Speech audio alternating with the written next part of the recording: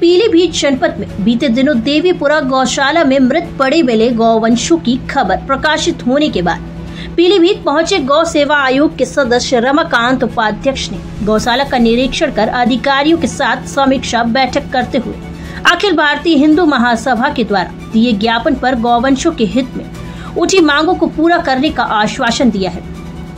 तस्वीर यूपी के पीलीभीत जनपद से आई है। यहाँ पर गौ सेवा आयोग के सदस्य ने पीलीभीत की गौशालाओं का भ्रमण कर अधिकारियों के साथ समीक्षा बैठक की।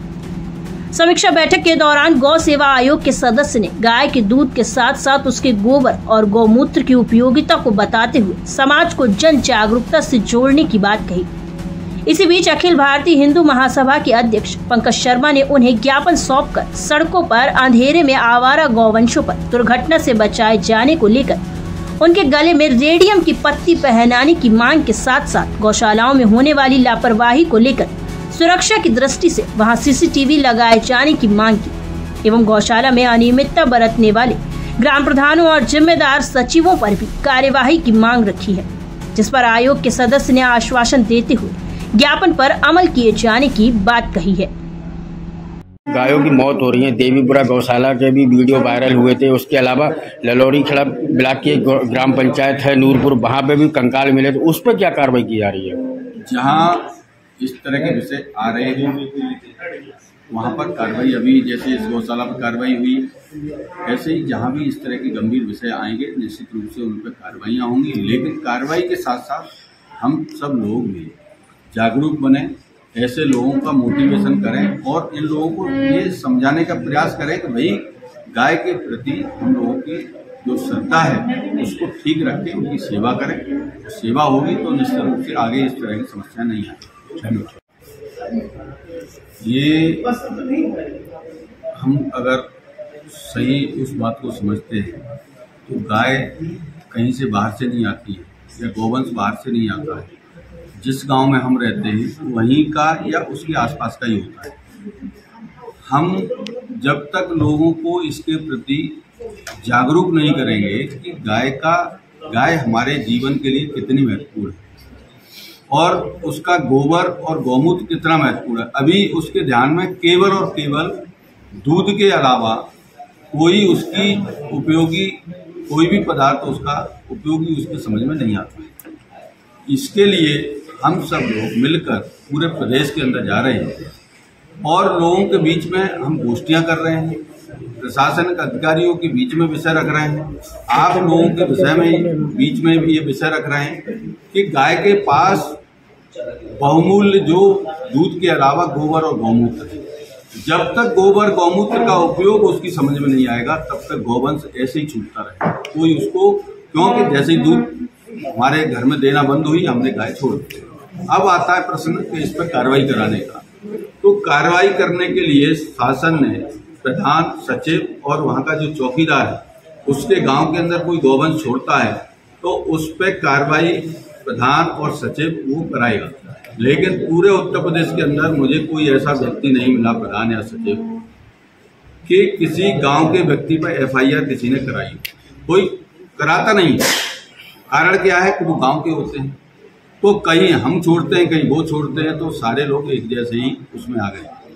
हम ये चाहते हैं, हम लोगों ने इस पर ही काम, उसका गोबर गौमूत्र उसके लिए उपयोगी बन जाएगा तो वो गौवंश को नहीं छोड़ेगा। अभी इसके लिए हमने योजना बनाई है। चिकित्सकों की संख्या भी बहुत कम है उसमें हम लोगों ने योजना बनाई है कि किसान के घर में गाय है, अगर उसके पास कम गाय हैं तो वो गौशाला से ले जाएं और वहाँ उनको 50 रुपये गौशाला की तरफ से, सरकार की तरफ से उनको मिल जाए, जो माननीय मुख्यमंत्री की जन सहभागिता योजना है। साथ में हम लोग उनके जो किसान हैं उनको सब्सिडी पे बायोगैस दिलवा रहे हैं, वो अपने घर में लगा लेंगे तो उनके घर में फ्री ऑफ कॉस्ट रोज की रोज गैस बनने लगेगी। गैस बन जाएगी, उसमें यूरिया होता है तो गौमूत्र यूरिया के रूप में उसकी खेती में प्रयोग हो जाएगा, तो किसान की जो खेती है उसकी लागत कम हो जाएगी और जो उसका उत्पादन होगा 3 साल के अंदर वो उसका प्योर जो है प्राकृतिक माने जैविक में चला जाएगा। वो उसका भोजन जहर मुक्त हो जाएगा, उसका जो उत्पादन होगा। जैसे ही जहर मुक्त होगा, एक तो घर की बीमारियां समाप्त होने लगेंगी, जो बीमारियों को जो पैसा खर्च हो रहा है वो खर्च नहीं होगा।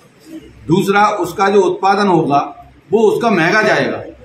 जब उसका उत्पादन जब महंगा वो 4,000 में 5,000 में बिकेगा तो किसान की जो समृद्धि है वो हो जाएगी। तो फिर किसान क्यों छोड़ेगा गाय को, गोवंश को? अभी क्या है कि उसको वो जानता नहीं है कि गाय का गोबर कैसे हम उपयोग करें, गाय का मूत्र कैसे उपयोग करें। बीमारी के लिए पूरे दुनिया में कैंसर जैसे असाध्य रोग के लिए कोई इलाज नहीं है, लेकिन गौमूत्र के अंदर बर्बरीन नाम का तत्व होता है जो कैंसर रोधी है, कैंसर को रोक देता है, कैंसर जैसी बीमारी को होने नहीं देता है। तो ऐसा बहुमूल्य गौमूत्र है, सारी बीमारियों को दूर करने की उसमें क्षमता है, ताकत है। तो गौमूत्र और गोबर का जो उपयोग है उसको हम हाईलाइट करें, हम लोगों को जागरूक करें, लोगों को हम बताएं।